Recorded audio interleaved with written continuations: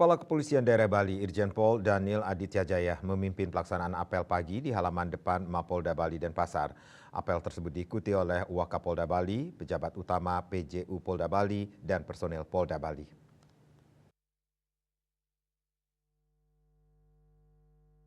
Dalam arahannya, Kapolda Bali mengatakan premanisme adalah segala tindakan yang tidak mengindahkan adanya undang-undang, baik dalam bentuk perorangan ataupun kelompok. Apabila melihat perbuatan premanisme di lapangan, anggota Polri tidak boleh ragu untuk bertindak menegakkan hukum.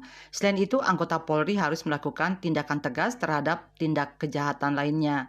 Anggota Polri dibentuk untuk melindungi, mengayomi, dan melayani masyarakat. Irjen Polisi Daniel Aditya Jaya juga mengatakan bulan Mei ini adalah bulan yang istimewa. Ada beberapa agenda nasional yang akan dilaksanakan di Bali. Selanjutnya, Kapolda Bali mengatakan tidak mudah sebagai anggota Polri. Terkadang anggota Polri sering dihujat tetapi anggota Polri tetap lakukan yang terbaik. Anggota Polri diminta menjadikan kritik dan hujatan sebagai bahan evaluasi untuk bekerja ke depannya. Rai Suantara, Bali TV.